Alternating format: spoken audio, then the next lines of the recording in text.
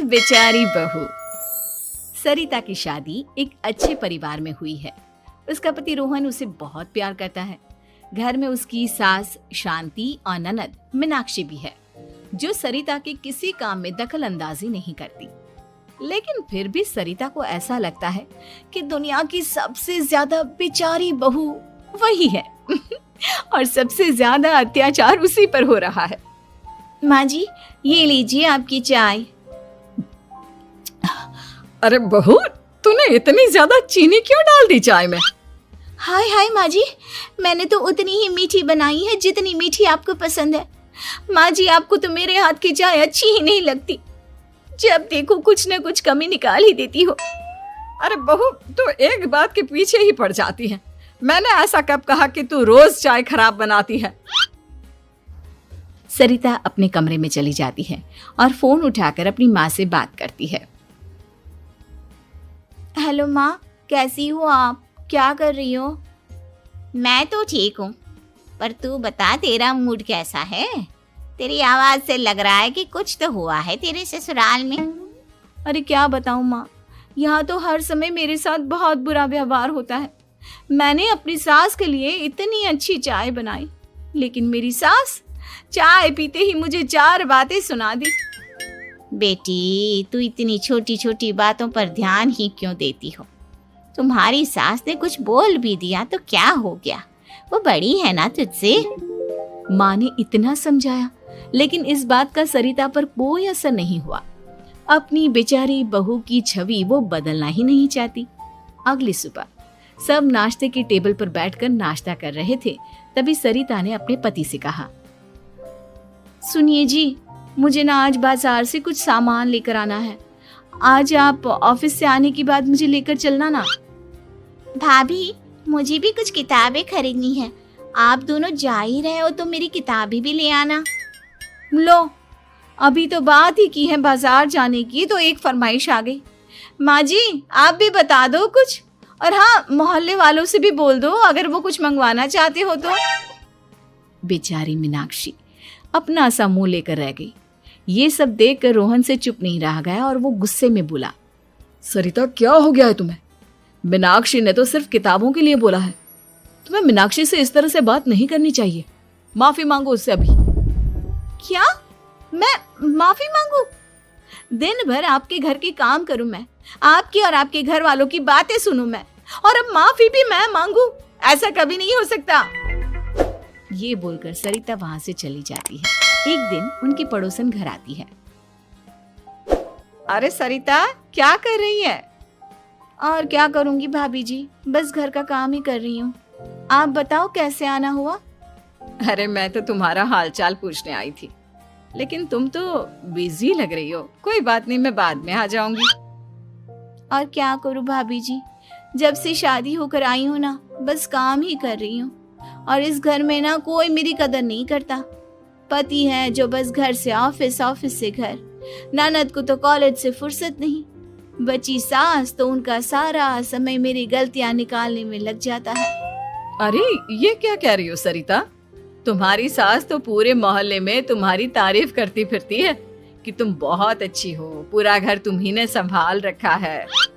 हाँ तो क्या हुआ, इसमें गलत क्या कहती हैं? सच्ची तो कहती हैं। मेरी मर्जी के बिना इस घर का पत्ता भी नहीं हिलता। शाम को जब रोहन घर आया तो उसने सबसे कहा, कल हम सबको मौसी जी के घर जाना है। उनकी बेटी की शादी है। सब अपनी अपनी पैकिंग कर लो, सुबह होते ही निकल जाएंगे। और सरिता, तुम कान खोलकर सुन लो, वहां जाकर किसी की बुराई भलाई शुरू मत कर देना, नहीं तो मुझसे बुरा कोई नहीं होगा। हाय हाय जी, आप तो ऐसे कह रहे हो जैसे मैं सुबह शाम सबकी बुराई करती फिरती हूँ। आज तक कोई कह नहीं सकता कि मैंने किसी के पीठ पीछे किसी के बारे में कोई बुरी बात बोली हो तो। अरे बस बहू, बात को और ज्यादा आगे मत बढ़ा। हमें सब पता है तो हमारे साथ क्या व्यवहार करती है।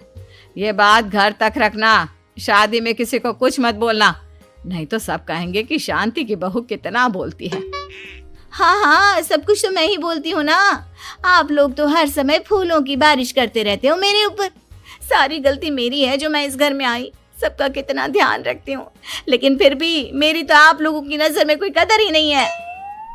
अगली सुबह सब लोग मौसी जी के घर पर चले जाते हैं।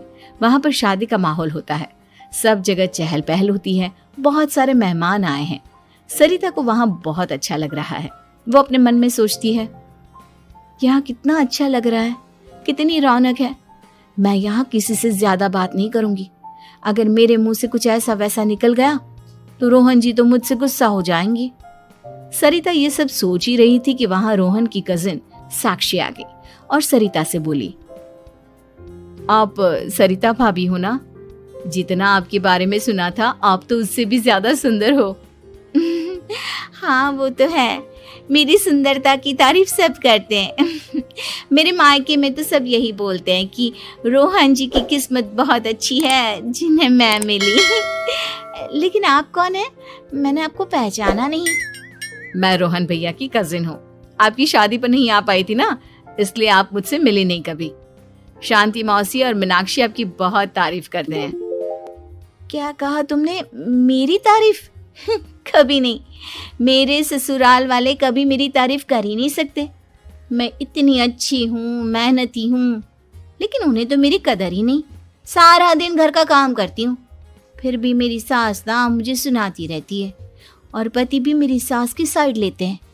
ना कभी बाहर ले जाते हैं ना कहीं घुमाने। अगर घुमाने के लिए कभी बोल भी देना तो उनकी बहन बीच में आ जाती है। मैं कैसे रह रही हूँ उस घर में ये मैं ही जानती हूँ। सरिता की ये बातें सुनकर साक्षी को बड़ी हैरानी हुई। अब वो हर किसी के सामने अपनी बढ़ाई और ससुराल वालों की बुराई करने लगी। रोहन और शांति को सरिता पर बहुत गुस्सा आया, लेकिन वो चुप रहे। अगले दिन जब वो अपने घर पर आए, सरिता, तुमने क्यों सबके सामने मेरी इज्जत का तमाशा बनाया? तुमसे बोला था ना कि चुप रहना। अजी ऐसा भी क्या कह दिया मैंने जो इतना भड़क रहे हो? तुम जहां जाती हो अपना रोना शुरू कर देती हो, कभी किसी दूसरे की बात ही नहीं सुनती, बस अपनी कहती रहती हो। तुमने सबके सामने हमारा तमाशा बनाकर रख दिया है। हे भगवान, मुझे अपने पास बुला ले। जिस घर में मेरी कदर ही नहीं उस घर में मेरा क्या काम?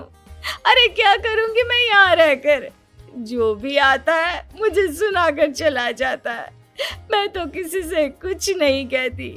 सीधी सादी बहू मिल गई है ना सबको, तो जो जी में आए वो करो। सरिता ने अपने आगे किसी को कुछ बोलने ही नहीं दिया और उस दिन भी उसने सबके सामने खुद को बेचारी बना ही दिया। अगले दिन मीनाक्षी कॉलेज के लिए लेट हो रही थी, इसलिए वो हर काम जल्दी जल्दी कर रही थी।